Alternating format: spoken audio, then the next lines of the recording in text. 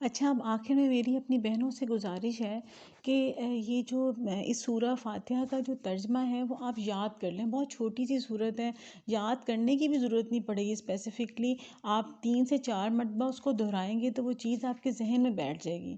تو جب آپ نماز پڑھیں نا، اور جب آپ الحمدللہ پڑھیں، سورہ فاتحہ پڑھیں، تو اس کا جو میننگ ہے وہ اپنے ذہن میں رکھتے ہوئے پڑھیں. اس کو جو اللہ تعالیٰ کا مقصد ہے نا وہ پورا ہو.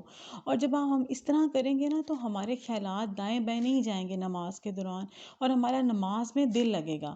اور دوسرا، جب آپ یہ قرآن کا سبق سنیں نا میرا، تو آپ سننے سے پہلے اس کو ایک دفعہ ضرور پڑھ لیں، کیونکہ اللہ تعالیٰ نے تو یہ نازل ہی اس لیے کیا ہے تاکہ ہم اللہ سے دعا مانگیں کہ یا اللہ تو ہمیں سیدھا راستہ دکھا، تاکہ یہ جو قرآن مجید ہے یہ آپ کے دلوں میں اتر جائے. اللہ تعالیٰ بالکل ایسے اترے جیسے اللہ کی رضا ہے، جس طرح اللہ جو بات ہمیں سمجھانا چاہتا ہے وہ بات ہمیں پوری طرح سمجھ آ جائے. ورنہ بعض اوقات ایسا بھی ہوتا ہے کہ لوگ قرآن بھی پڑھتے ہیں، ترجمے کے ساتھ بھی پڑھتے ہیں، لیکن ان کے دل میں نہیں اترتا، ان کے اوپر سے گزر جاتا ہے، وہ چیز ان کے اندر تک نہیں پہنچتی.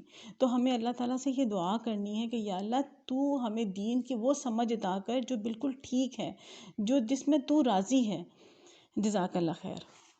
اچھا، اب ایک چیز ہم نے نا اور سمجھنی ہے، بڑی ضروری بات ہے کہ جب ہم کوئی چیز پڑھتے ہیں نا تو اس کی ڈیفرنٹ کیفیت ہوتی ہے، لیکن جب ہم اس کو پریکٹیکل طور پہ کرتے ہیں نا تو اس کی ڈیفرنٹ کیفیت ہوتی ہے. بالکل اس کی مثال میں آپ کو ایسے دیتی ہوں کہ جیسے ہم سائنس کے اندر اگر ہم کوئی ہارٹ کا سسٹم پڑھ رہے ہوں گے تو ٹھیک ہے، اس کا ہم نے سسٹم پڑھ لیا، ایسے ہوتا ہے ایسے ہوتا ہے ایسے ہوتا ہے. لیکن جب ہم پریکٹیکلی ہارٹ کو کھول کے اس کو آپریٹ کر رہے ہوں گے نا تو اس وقت جو چیز ہمارے سامنے آئے گی نا وہ بالکل ڈفرینٹ وے میں ہم اس کو ہینڈل کر رہے ہوں گے اور ہماری ڈفرینٹ کنڈیشن ہوگی. تو بالکل اسی طرح جب ہم قرآن پڑھ رہے ہوتے ہیں نا تو ہم ٹھیک ہے، ہمیں پتہ ہے کہ یہ کرنا ہے، یہ نہیں کرنا، ایسا ہونا ہے، ایسا ہونا ہے، یہ چیز ہے. لیکن جب پریکٹیکل زندگی کے اندر پرابلم آپ کے سامنے آ کے کھڑی ہو جاتی ہے نا تو وہ بالکل ڈفرینٹ کنڈیشن ہوتی ہے. اس وقت شیطان جو ہوتا ہے نا وہ ہمیں اللہ تعالیٰ کی ان احکامات کو بھلا دیتا ہے. یعنی ہم بھول جاتے ہیں کہ اللہ نے ہمیں اس سچویشن میں کیا کام کرنے کو کہا ہوا ہے. وہ چیز ہمارے دماغ سے نکل جاتی ہے اور ہمارا جو نفس ہوتا ہے نا وہ ہمارے اوپر حاوی ہو جاتا ہے، اور پھر وہی چیز ہو رہی ہوتی ہے جو شیطان ہم سے کروا رہا ہوتا ہے، اور ہمیں لگ رہا ہوتا ہے کہ ہم جو کر رہے ہیں وہ بالکل ٹھیک کر رہے ہیں.